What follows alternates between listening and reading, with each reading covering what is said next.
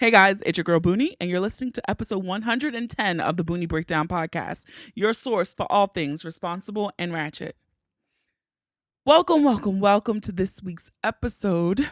I'm excited because I learned a lot from our guest this episode. And this week, my guest is Amina Peterson. She's the founder of the Atlanta Institute of Tantra and Divine Sexuality. She's also the host of the Fix Your Sex podcast. She's a healer, a sexual doula, an intimacy coach, a massage therapist, a tantric sex educator, a sacred sex worker, a sexual revolutionary, and activist.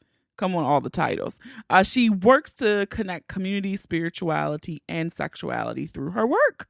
I'm telling y'all not really ready for this episode. I think you should listen with a pen and a pad. It's so many quotables in this episode. I told Amina she has to put some of them on a t-shirt. But if you ever had questions about tantric practices, then you need to stick around and stay tuned for the conversation. Hop right into it. Boonie's pick of the week. If you followed me on Instagram on this weekend, you saw that I took my first trip to the Container Store, and oh my God, I want to get organized because they had everything you could think of. In this first trip, I probably could have spent $1,000 if I had it to blow in the Container Store. But instead, I just spent $20. And the little thing I got, it was something to hold my bracelets, a little bracelet container, but it's so cute, and a little earring thing, $20, but it's just really going to make it look nice in my vanity for the pieces that I wear the most. Okay. So now I'm about to go in the Container Store online and be like, what else can I buy for my closets, for under the bed, for the kitchen? I'm really, really, really excited about that store. So we don't have one in Baltimore. So I was up in Delaware at Christiana, and I was able to go in there and kind of go walk the whole store and just get really excited about how I'm going to organize my life soon. Housekeeping, we're just gonna get right into the feedback from episode 109 with Tashawn Whitaker. You guys really liked last week's episode. Someone said it was very approachable. They did not feel intimidated by crystals and all the metaphysical stuff for once in their life. Thanks for making it simple, as always. Yeah, it's really not. I got a lot of comments about that, like how it was just very simple, and you guys like the conversation and how we brought up religion, etc. So thanks for listening. Atlanta, my folk in Atlanta, Alabama. Where else can you drive from Atlanta? Deep in Georgia. There's only one more week left to get your early bird tickets for the Boonie Breakdown live in Atlanta on November 9th. I believe there are 11 of the early bird tickets left, and the early bird ticket sales end on September 21st. So you have a few more days to get those. Don't drag your feet. Then the price goes up, but you guys still get the same thing. You still get the goodie bag and all of that great stuff. So head on over to thebooniebreakdown.com/live to get those tickets. I can't wait to see you all there. Also, you guys, like I said, have been really killing it with the reviews. I really appreciate all of you taking the time to leave a review on Facebook and in Apple Podcasts if you listen on Apple devices. I'm going to highlight one really quickly. This is mylove_0105. So here's the thing. I'm a new mother. Come on, Baltimore, mother. So I'm typically watching childish shows, yet yearning for adult interaction. Praise them. I found the best podcast for car rides, bath times, and lunch break. She keeps me current with everything from local, state, and federal government going on to the latest sex techniques and jargon. Bottom line, you should subscribe if you haven't, because it's litty and it's sort of necessary. So shout out to my love 0105 for the bomb review, and you too. We only want those 5-star reviews. Okay, leave them over in Apple Podcasts. If you already subscribe to the podcast in Apple Podcasts, you will need to go to the search, type in the Boonie Breakdown, and that's where you can leave the review. Okay, follow us on Instagram and Facebook at the Boonie Breakdown. You can follow us on Twitter, just Boonie Breakdown. And when sharing this episode on all of your social media, please be sure to use the hashtag the Boonie Breakdown. You can tag us, or you can use the hashtag PODIN, PODIN. So that's it, guys. So let's get ready to break it down.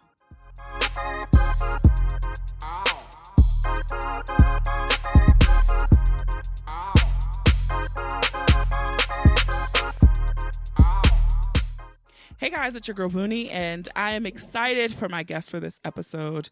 I have with me Amina Peterson, and she's the founder of the Atlanta Institute of Tantra and Divine Sexuality. So I hope you are intrigued just by that title alone. And let's welcome Amina to the podcast. So thank you. How are you? I'm wonderful. Thank you for having me. Yeah, no, I'm really excited. We were just chatting about how I found her, and I found her on Instagram, like um, we find everyone these days. And when I saw Literally. that, yeah, I'm like, when I saw the work that she was doing, I'm like, I gotta have her come on. I'm so glad that I can't tell you how grateful I am for Instagram. It is literally my everything these days, and I find more people and more people find me that way. So as much as I sometimes want to take a break from the Mark Zuckerberg engine, It's so hard. it's so hard. I'm grateful for what it is. Yeah, it's as much as I try to unplug, I can't. I've done like where I've gone like a weekend, but it's really hard to completely disconnect. That's why I mean, honestly, I take groups to Cuba twice a Hmm. year, and that's the one of the greatest joys I have about that trip is that it teaches you that you can. We just don't want to, and I'm gonna admit I don't want to because it's my work. I get money from it. It's good. I can have socialization while still laying in my nakedness in my bed, and it's all fun and games. But when you get to Cuba and the internet shut down on you, it's a whole other thing, honey. Wouldn't that be this is totally off topic, but wouldn't that be so cool? Like, remember how like TV used to turn off? Like, wouldn't it be interesting if like that's what the internet got to? Like, it would turn off? Like, that would be weird. It'd be I mean, I weird. know they do it in like a lot of countries, but I don't know. Mhm. It would be Yeah. weird. We might Wouldn't we be weird? survive. Well, the reason you're here, let's get to that.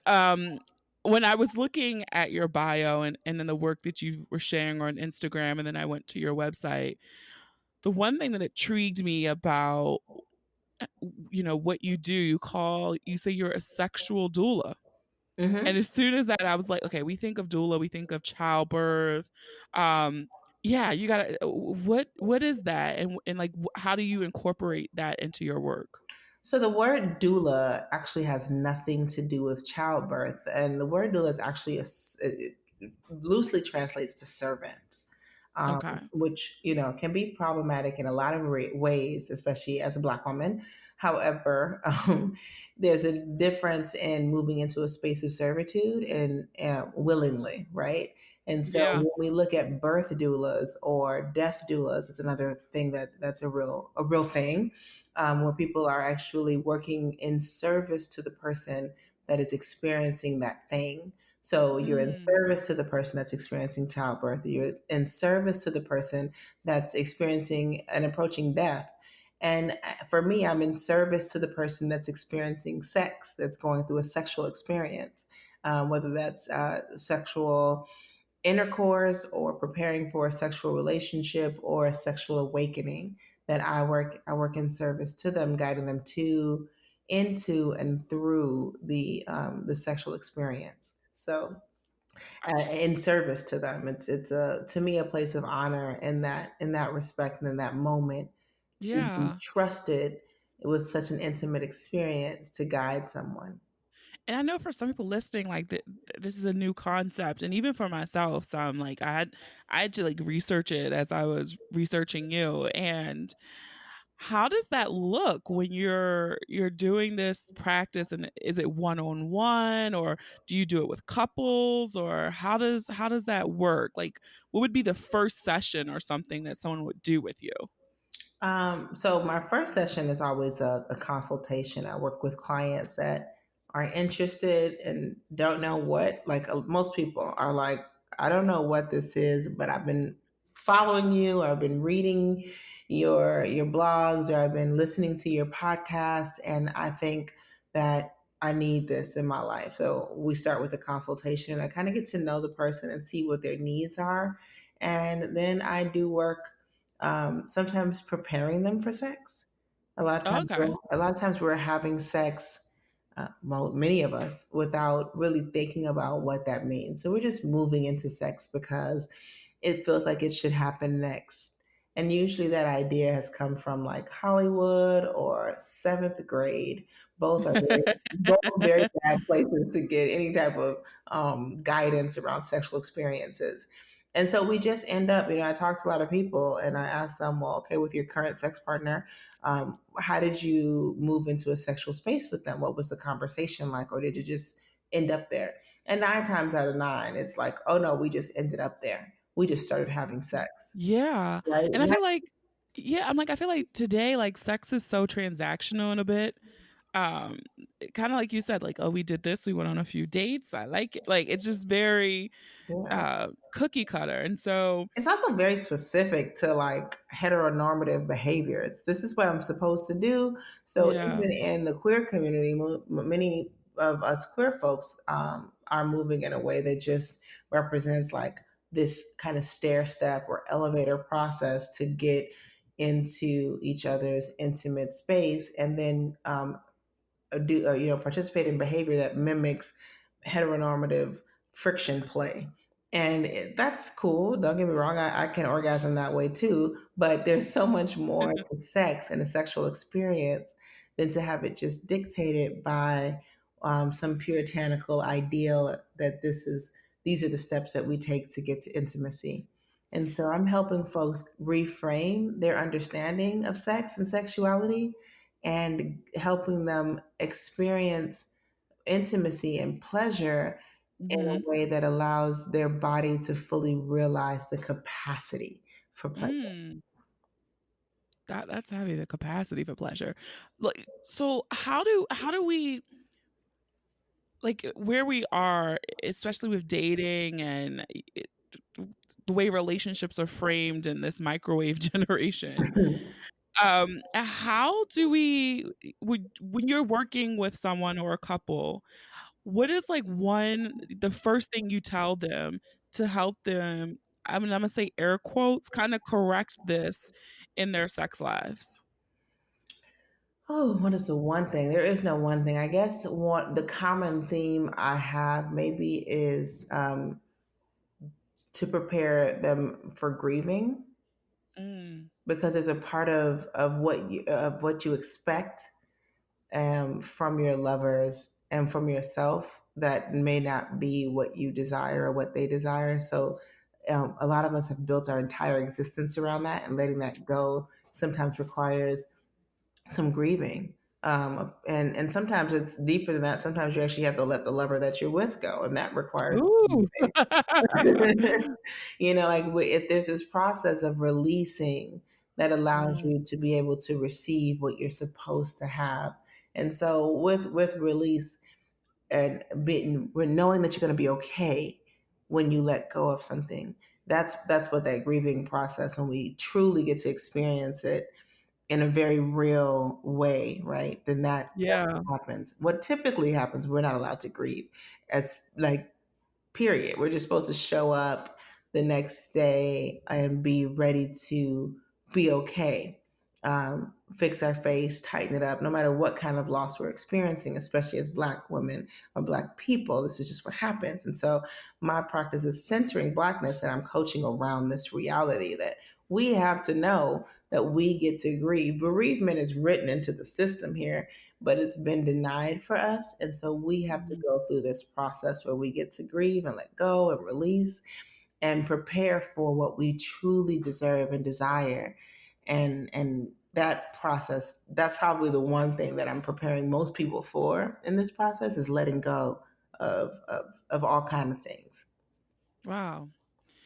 And listening to you say that, like, for people who are in partnerships, why is it so difficult sometimes? Or even when you're not, if you're single and you're just dating or whatever, but why do you think it's so difficult to talk about what really feels good? You just mentioned, like, the capacity to experience pleasure. Like, what is that block that really stops people from truly saying what they want? I think for many of us, and I can only speak really from my personal experience and my experience with coaching. So many of us are centering someone else's pleasure.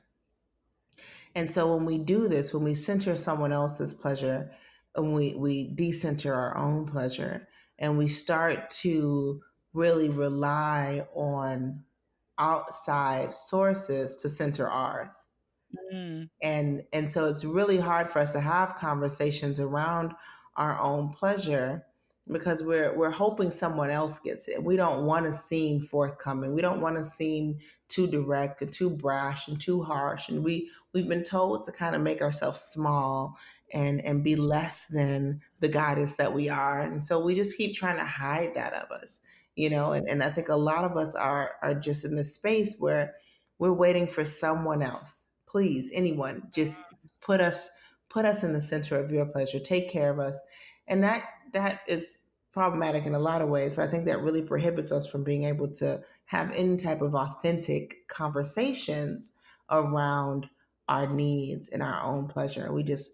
We're waiting for someone else to do it. And we go through relationship after relationship, friendship after friendship, family breakdown after family breakdown before we realize that mm. the potential to receive pleasure is an individual potential that lives inside of us. And we're not going to get that outside of us. I wish you could see me. I'm nodding. Like, yes. It's just such a interesting thing because I love following people who are kind of inspirational and aspirational in the sense of the messaging that they share. And that's one thing like I think why I connected um to your page because I remember I think I saw something on your Instagram and you were like it was something like what would you be if you weren't responsible for the feelings of others? Right. And just yeah, that immediately just came back when you were just talking and I'm like it's just a lot to, I think manage yourself and you're managing others. it's a full-time job managing yourself, but we want to relinquish that responsibility because managing yourself is hard. It requires some hard realizations. You have to be very truthful. You cannot manage yourself when you're lying to yourself. Those two things are in opposition with each other. And so it's so much easier just to set self down and start handling everything else for other people. And this shows Yeah. up in so many ways. It shows up in work, it shows up in love, it shows up in your spiritual practice. It's just easier if I handle everyone else's stuff instead of my own. And it's really not. I mean, that easier is if you could see me, it's air quotes, right? So it's not that it's actually easier. It's just that it's more comfortable. Mm, And we are, creatures of habit. We love spaces that are comfortable, and that's what we tend to do. So I'm challenging that post about, releasing the feelings of others, not being responsible for the feelings of others. That's my challenge to folks, is to start realizing how much weight we put into the feelings of others, how that's yeah. affecting us, how that's being a burden to our own healing, our own grounding, our own love, and how we can move out of that space. Yeah. Yeah, as soon as I saw it, like, how you can save things on Instagram, I Mhm. was like, "Save." Because it just spoke so much, and like you said, just how much we carry that burden of, what do you think about me?" And even when you're dealing in a relationship or whatever, a partnership, when people aren't sexually satisfied and they can't receive their pleasure, what do you recommend that they do? How do you suggest that they would frame that conversation? Um, so I'm a big fan of direct truth. I don't believe in being brutally honest because honest is not brutal. Honesty is just what it is. And so my thing is, if I'm not experiencing pleasure in that moment, I'm going to stop everything in that moment and express that I'm not experiencing pleasure. So Now, you're in the act, you're gonna be like, "Wait, stop." yeah, and I think that Okay. most people will realize that they're not experiencing pleasure well before, way too early in the game. But what Mm-hmm. happens is we just kind of keep waiting. And then that other person becomes emotionally invested in the pleasure that they believe they're offering us. And if we stop early on in that mess, then we give them a chance to recalibrate. We get a Mm-hmm. chance to kind of get grounded and maybe make a better decision. Like maybe your lack of pleasure is also your intuition telling you this is not a space for you. Right? How about you listen to Ooh. your own body for a change and empower yourself? And it's okay to say, I'm good right here. Like maybe you don't want to say something that is potentially harmful to the person's ego, although I do say we're not responsible for the feelings of others. Then just back off and say, I'm good with stopping right here. Like to actually step back and own your space. And so for me, this is a very important part of my work because I realize that for, as a black girl who grew up, with early breasts, that being Mm-hmm. accused of being a fast and then a tease and then this that's a very big reality for many women, and particularly for many black women with extra curves, that we don't want to come off as a tease. Yeah. And that's just misogyny showing up in our bedrooms, and we got to kind of get rid of that. And we got to Mm. speak to our pleasure immediately and realize that there's no point in doing any of this if your pleasure is not in the center of it. Just stop from the very beginning. Like, oh, I don't like where this is going. I know a lot of women I talk to often that, well, I really don't like, we've been together for 3 years. I don't like the way he kisses. Wow. You didn't like the way he kissed in day one, right? Yeah. It wasn't like 3 years later you realized you didn't like the way he kissed, but day one you didn't like the way he kissed. What if what if you listen to your body, you listen to the energy in your body, and you listen to your spirit, and you decided that that kiss was an audition and that kiss wasn't going to bring you pleasure. And so you Mm. use that as a moment to sit back and reflect and say, okay, this is not the one. Or then this is a teaching moment and you stop and say, this is not how I like to be kissed. And then you see how that information is received, because that can also say a lot. But we don't listen to ourselves.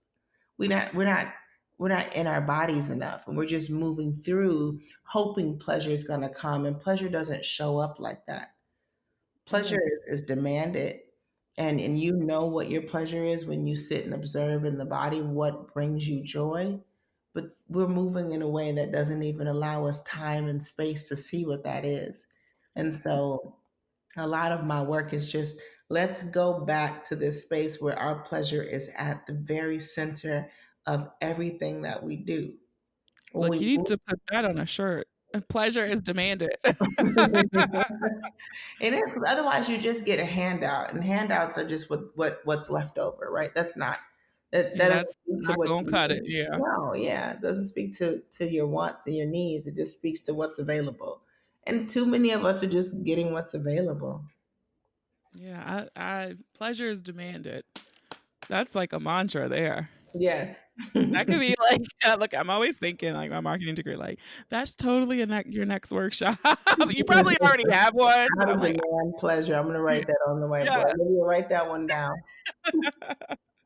So I kinda wanna switch gears since we have a finite amount of time, and I wanna talk about, Tantra because I feel like we all well, not all, I won't speak in mass term, but some people have this very, I don't even know the word I wanna use, but the idea of what they think Tantra is Mhm.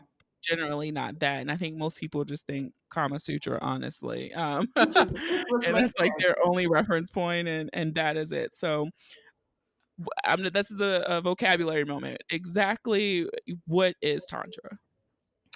Oh, that's okay. So in English, it's going to be very hard to break down, right? So Okay, I always come from from the point that Tantra is liberation.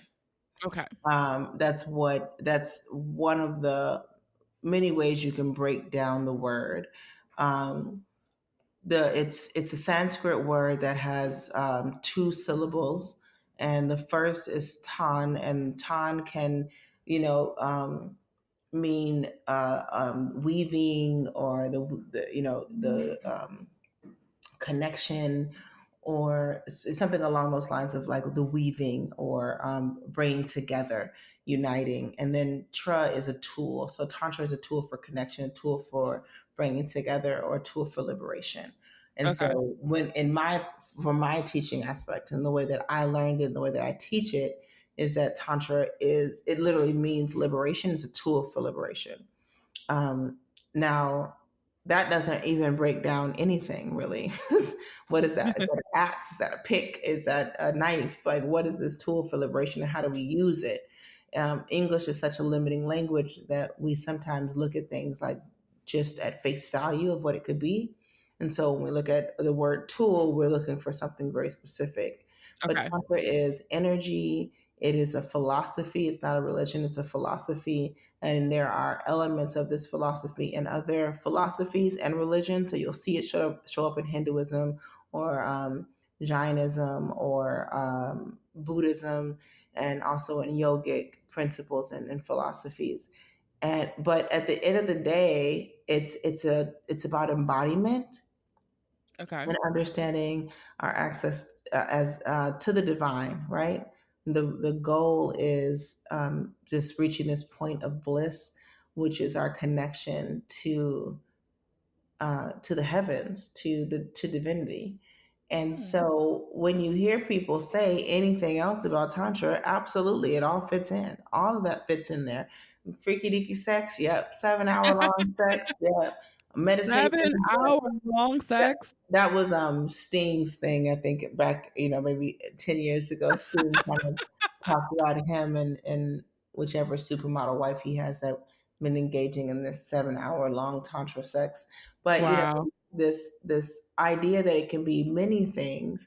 I'll never forget when I found tantra. Just so we're clear, and I like to make sure that this is out there in the universe that everybody knows. I finished massage school and was working as a sex worker, and moved to Hawaii and found out that there was a version of massage that people were doing called Tantra. And so I Mm. wanted to learn what they were doing because I liked their price point. Ah. I said, okay, so I only charge you 150 for a hand job. And these girls are charging three, five, six, 700 for Oh. Tantra. I need to study Tantra. And that's how I became Buddhist. Through a hand job now. Right. So I just want y'all to know, you may be out there in the world struggling, but you're a one hand job away from enlightenment. Don't Listen, worry. listen. So now I go get, see, here we go to the detour. Okay. So But I had to. what is a tantric massage? So it's not what I thought it was, right? So I went Mhm. out and I said, okay, let me go find out. But I'm a nerd and I'm a bookworm. So I went down this dark rabbit hole that none of the other ads were apparently going down. And I started studying Tantra very differently than what it was appearing. Turns out it was just code word. And I mean, it was, you know, it was a way to use the word, it was a way to advertise sex work back in the day Ah, okay. without really having the police too much in your business. But Gotcha. essentially what it looked like, after once I started studying and learning, I'm like, that's not what y'all doing, which is fine. I mean, I totally understand the dynamic, and I just, as I started learning and studying, I just wanted to make sure that I was really getting a good grasp of it, because as someone who, like, I spent a lot of time, this was always my side gig. I worked in social justice for a long time, so as I'm teaching That's folks about, liberation too. right, yeah, no, I've been in liberation. I've been in, I mean, I was raised by a very hotep Panther mother, and so I've been in the liberation jungle for a long time. But I just wanted to make sure that I also wasn't being appropriative, and so I had to kind of try to balance, like, how do I learn this and still call what I'm doing Tantra, and what does this even mean? So I started learning a lot more and offering tantric massage which is very neo tantra. It's not. It's a very Western, um, almost bastardization of what tantric style of touch is in the East. But also we have a very bastardized idea of what relationships, sex, and intimacy look like here anyway. So of course anything Mhm. that comes from that is still going to be of that light. But that just led me to this pretty intense practice where I ended up going, to study yoga and becoming a yoga instructor, and really, working on understanding a little more in depth about what these philosophies Star. really mean and how they show up in life. And what I've been doing here is taking that information that I'm in a perpetual chase of, and translating that into a way that relates very easily to the Black urban person. Mm, The, okay. the person with, like, my grandmother has Mississippi, she Scuba, Mississippi roots, and what that looks like for somebody who left from somebody from a family line that left the South and moved up north and grew up in the urban jungle, and still has this ancestral reality of intimacy Mhm. that can't be felt in an American presence. And how do I tie in that, and how do I bring in African spirituality, and how do I link that with tantric philosophy, which shows up all over the world? We think of it just as Indian centric, because in India and in the Himalayas is where we see a lot of this Yeah. information coming out of. But the information is knowledge, and it's ancestral knowledge, so it shows up everywhere. And we just had more books burned in North Africa because of the Crusades. We had more damage done to our culture because of slavery, but our intimacy is still very much a part of who we are as people. And I think that we have a lot more to show the world than just what it's seeing right now. And I say that because so much of what the world is taking as social cues and how to be anything is coming from Black womanhood. And we have Mhm. an opportunity to connect with our deeper side, or not our deeper side because it's all relevant, but our ancestral side, and show Yeah. that as also a way to be in this world, in this dynamic that we're in. I love it. And you just mentioned in that you were talking about, tantric massage, and you said tantric meditation and breathing. So these are just all segmented practices that you've developed, or that you teach just based off the principles that you learned?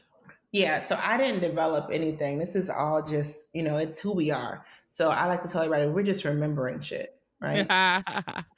All of this is it's already in our body. It's already in our DNA. What I've looked at is, and I always tell folks, like, there's I travel. I will go to a lot of tantric workshops and classes and seminars, or meditation workshops, or even in my yoga classes. And there's only so much to me of having, as a Black person growing up in America, you're gonna get tired of having a white person tell you to quiet down the mind, telling you to be quiet. Like, it's like I've heard this before. And so I wanted to be able to have a voice that folks could listen to that looked like me. Okay. And I wanted to, speak to, like, I mean, we just finished a yoga practice and Beyonce came on somehow, danced with me at, like, the 20-minute mark. And so, like, okay, this now, I wasn't going to go into this pose, but now this is where we're going. Like, this is something that just cultural competency in a spiritual practice says a lot, because the reason why the church has thrived in the Black community is because of its cultural competency. And it's become a part of Black culture that Mhm. we think that, the church is that's Black culture. And for me, it never was, because my mother didn't believe that way. So um, I know that we can embed culture in other ways. And so all of these little fragments from the breath.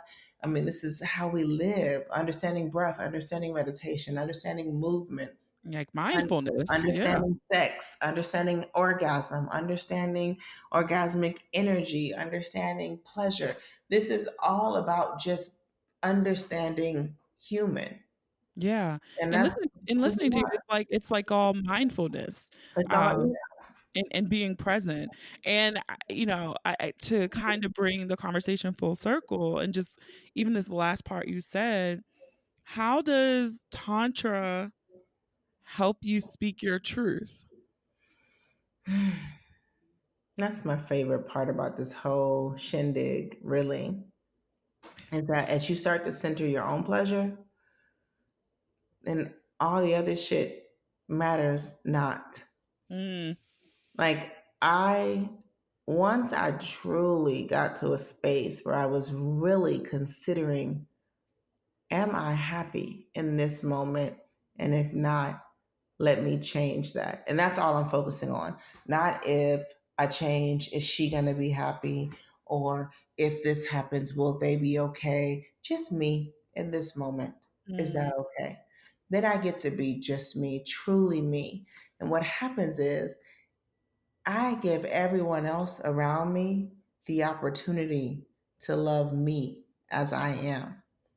That starts to erode away any kind of self doubt that you can conjure up. Because self doubt is only because you're trying to do something other than who you are. But yeah. if you're being authentic, if you are truly working to be your most authentic self, then folks that are around you that love you, they love you because of who you are. So there's no room for self doubt. Tantra removes that. Tantra allows you to start centering your own self and living accordingly, and it changes everything. Like everything just opens up differently. Your money start looking right differently. Ah, Your relationships look totally different. How you love and who you love and why you love. The family you ain't speaking to, they it's different. Even it's like you don't even care. Like you still love them. You just ain't gotta speak to them. Like everything changes, and your whole life just evolves into this way of being that's so completely natural that it's hard not to fucking smile. And that's what you were going for in the first place, was happiness, your own pleasure. And it just brings it all back home. th- So yeah, that was dope. Um, and you just mentioned too, like, because the audience is mostly black, and so listening to this, people, black folk. I'm generalizing again. Black folk be scary about trying new stuff, and so for good. people who have a religious practice and they're spiritual, and they're listening already, like, oh, I don't know this. I'm a Christian, and this the you done mentioned Hinduism and all this stuff. Mhm. I know. How even though this is rooted in Eastern culture, do you help people who identify with religion, whatever religion, to ease into even giving this a try? I'm going to tell you this right here. It's very quite simple. Did nobody put that clit on your body but God? And those of you that are like, well, I have a penis, it was a clit first. Science. So this is the point. You can't argue with science, right? You So my can't. thing is this: if you believe in a God that's in the sky, and you believe that He put your body together the way that it is, and then you have to understand that you have two parts, or two. There are parts of your body that are designed for nothing more than pleasure. Now, how you get pleasure is up to you, and you can negotiate that with your God. But don't deny yourself of it, because that is not how you were designed.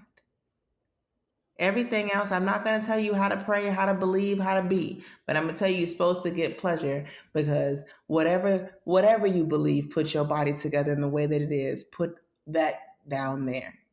And so it should feel good. You should feel good. And that is just a small reminder of the pleasure that you are designed to have. And I also want to say that no one ever enslaves a people and gives them nothing else but a religion, unless they're designing them to fall away from their own selves. And so, if you cannot separate your mind from the tools that the master gave you, then you have to understand that you'll be living in his house and working in his fields as long as you and the generations that come after you will. That's just how it's going to be. So you have to make a decision whether you're going to start using your own mind to understand something greater than you. I can't convince you of that, and I have no desire to, because I've decided to center my own pleasure.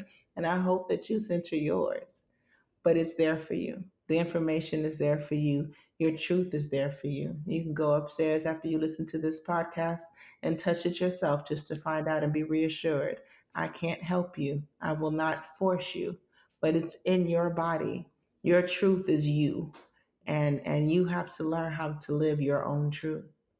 Yes, and please touch yourself because I always say masturbation is self care. Please touch yourself. It is Uh, there. I mean, and so many people, yeah. There's so many people right now that are dealing with health issues that could have been resolved if they had been touching themselves. They would have felt a lump. They would have felt something. We've been shamed so far into our bodies that we're dying from it. Let's stop with this listen, and you madness. just said that, and I'm gonna say my testimony. Literally, that's I felt a lump in my boob like that. Hmm. And I was like, "Hmm, now it could be just a cyst, it could be but I don't know, it wasn't there before." Right. What I So, do I know. yep, I took my ass to the doctor. The doctor, they couldn't say what it was. "Okay, I'm only 34, but we gonna get this mammogram.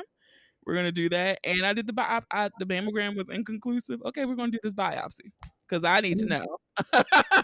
Hmm. They're like, "Oh, you could come back in 6 months if it's small." "Nope, do the biopsy. I'm not waiting 6 months, nothing." Let's So, do it yeah. now. But Yeah. that was because one day I pulled my magic wand out. Into the magic wands. Yes, so people listening to all of this and you think Amina is dope and you wanna learn more, I know you have a Tantra Fest coming up, so if I you can do. give everyone details about this event.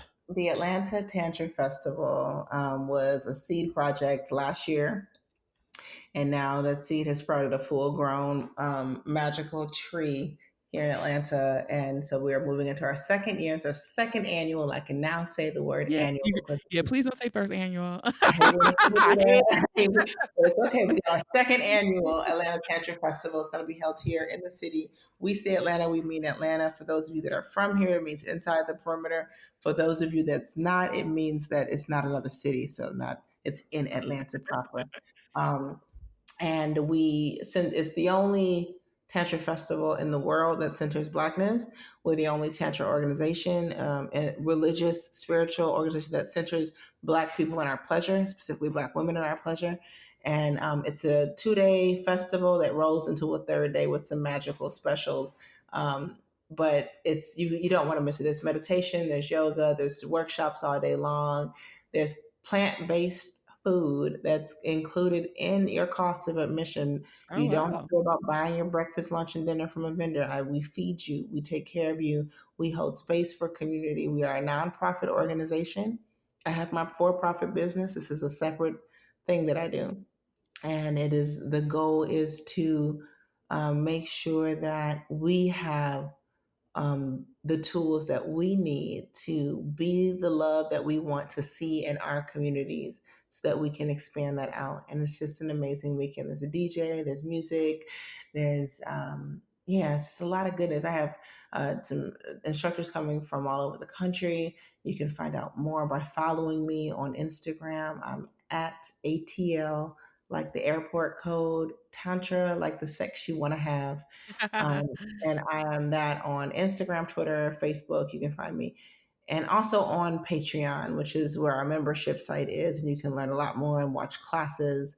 And you don't even have to come out your house. You can just put the YouTube on in your bed and watch the classes there if you can't make it to the festival because you're out of town. Awesome. So we are at the part of the podcast where I do the breakdown. And I'm gonna say one word, and you can say the first thing that comes to mind. It could be a word, a phrase, a sound, whatever. Okay. All right. The first word, nudity, Yes. healing, Touch. sexuality, Bliss. pleasure, Goals. love, Embodiment. honesty, Worthwhile. fantasy. Delusional. And last one, communication. Necessary. Bam. This was so awesome. And I hope everyone you go out and you follow Amina on social media. I will link everything in the show notes. So just one more time, can you tell everyone where they can find you across social media? Yes. So my website is atltantra.com. On social media, I'm on Instagram, Twitter, and Facebook at ATL Tantra. And I'm on Patreon, most importantly. So go support us for at least $1 a day. I mean, $1 a Yes. month at patreon.com/ATL Tantra. Perfect. So I will have all of these linked in the show notes and on the website at thebooниebreakdown.com. So Amina, thank you so much for this great conversation. I really, Thank really you for enjoyed it. having me. I really appreciate you. And I look forward to listening to more Boonie Breakdown. Yeah, I'm actually gonna be in Atlanta. What? I'm doing a live show in Atlanta in November, November 9th. Okay. I think Yeah. I'm in town. I'm not traveling that weekend. Look, Yay. look how the stars align. So yeah. But it was so dope You know and what the moon looks like that day? What's the moon like? What moon are we uh-oh. in? I Oh, let me. and it's funny because I did not look. I normally look at like, okay, what's in retrograde? What's the Let's look it out. November 9th is a Saturday. It So, is a okay. Saturday. Oh, we gotta. Oh, let's chat. I think we have a little party that's happening on the 10th. Are you spending the night? Yeah, I'm there all weekend. Okay. We have an event that we haven't announced yet, but Oh, look, I'm stay getting tuned. exclusive. We're doing a little vegan festival on the 10th. Oh, dope. So, Okay. yeah. Well, Okay. thank you again for doing the podcast. Thank you. All right. I'll talk to you soon. Have a wonderful, wonderful rest of your week. You And too. Thanks again to Amina Peterson for coming on the podcast. I enjoyed the conversation. And be sure to follow her and check out the second annual Atlanta Tantra Festival if you're in the area. I hope you learned more and you feel inspired to demand your pleasure. If you enjoyed this episode, I encourage you to listen and subscribe to the podcast on Apple Podcasts, Spotify, SoundCloud, Stitcher, iHeartRadio, and Google Podcasts, or any app that you listen to your favorites on. Don't forget to leave a review too. You might just hear your review on the next episode. Follow us on social media. Share the episode with those you love, those you don't love, those you fucking hate. And don't make these pretty images for nothing, okay? Have a dope ass week. Thank you for listening. And remember, the ratchet in me always honors the ratchet in you. Until next time.